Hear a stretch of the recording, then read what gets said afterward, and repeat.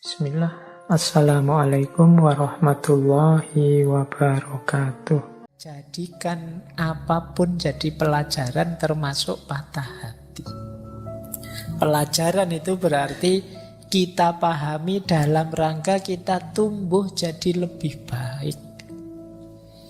Kita harus tambah baik dari pengalaman, termasuk pengalaman patah hati.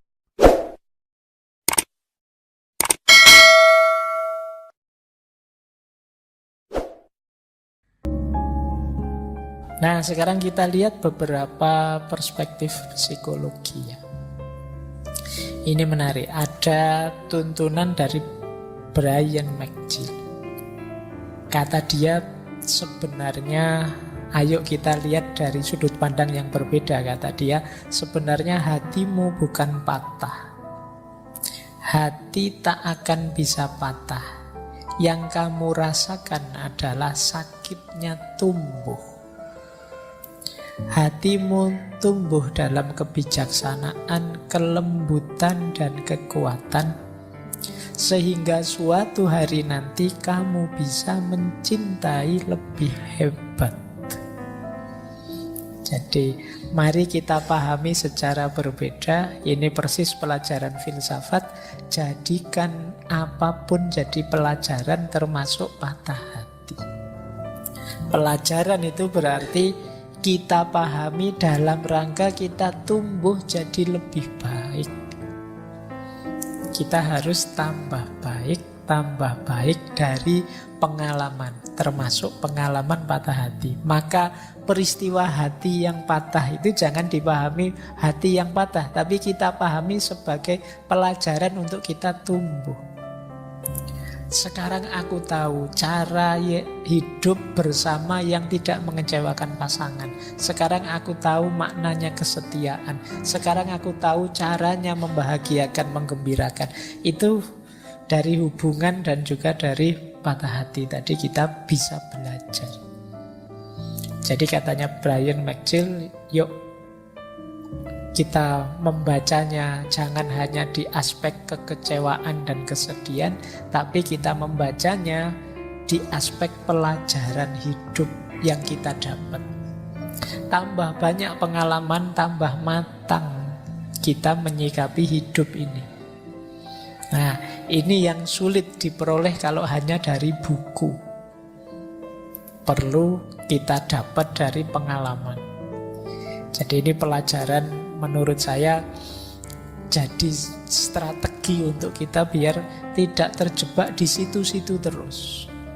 Tapi kita mengambil sudut pandang yang berbeda bahwa penderitaan yang kita rasakan itu hakikatnya adalah pelajaran. Nah, ada lagi pelajaran dari Hemingway. Kata dia, the most painful thing is losing yourself in the process of loving someone too much and forgetting that you are special too.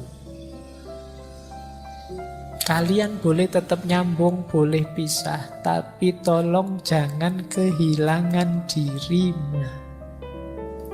Banyak orang yang saking melekatnya pada seseorang dengan alasan saking cintanya sampai dia melenyapkan dirinya, kehilangan dirinya. Jadi cinta berubah jadi kompromi-kompromi. Asal engkau tidak pergi, aku rela berubah jadi apapun yang engkau inginkan. Ini namanya kompromi, bukan cinta.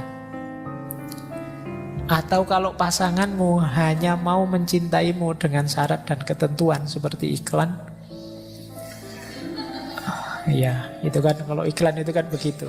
Aku mencintaimu terus ada tanda bintangnya di bawahnya, syarat dan ketentuan berlaku loh. Itu bukan cinta, itu dagang. Jadi di antara kuncinya cinta itu bisa tegak, ya engkau jadi dirimu, dia jadi dirinya. Kemarin dulu kita bahas yang ini ya, ketika kita membahas Khalil Gibran. Jangan lupa masing-masing kalian itu istimewa. Justru istimewanya terletak dalam perbedaan. Jadi kunci mencintai itu kan salah satunya ada respect, saling menghargai. Jadi kalau ada cinta yang membuatmu kehilangan dirimu dalam proses mencintai itu, sebenarnya itulah the most painful thing, kata Hemingway. Itu yang paling menyakitkan. Cinta itu sebenarnya mendukungmu untuk semakin eksis, jadi manusia, seperti minggu depan kita bahas. Tapi justru cinta bisa melenyapkanmu. Nah, ini yang paling menyakitkan.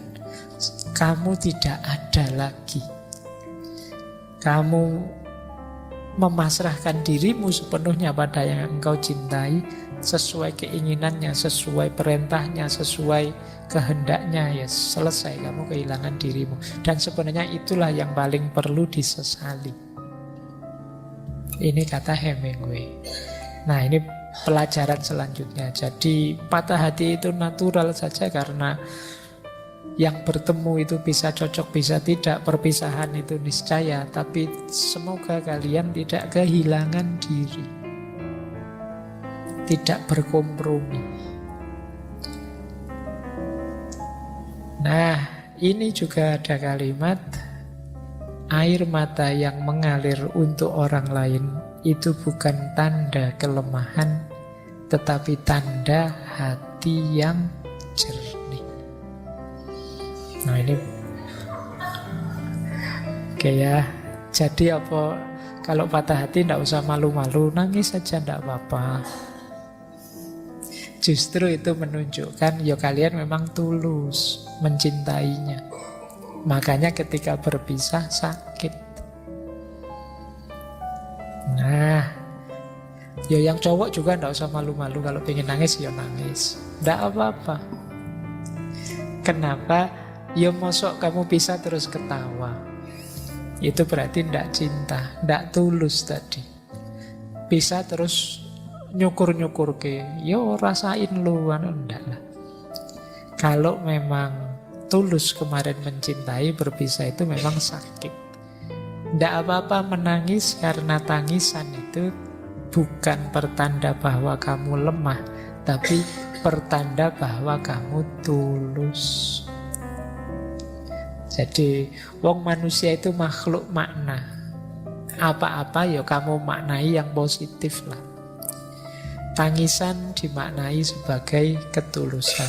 Nanti perpisahan dimaknai sebagai takdir atau barokah atau apalah, monggo. Nah, itu kan lebih meringankan hatimu daripada kamu maknai sebagai bencana.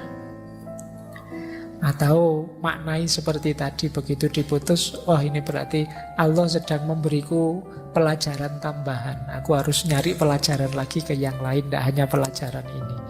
Nah, itu lebih meringankan. Jadi ini quotes yang ini mengajarkan kita untuk memberi makna yang positif saja. Baik.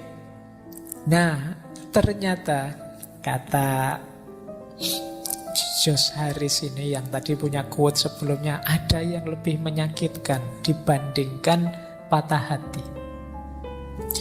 Waiting hurts, forgetting hurts, but not knowing which decision to take can sometimes be the most painful.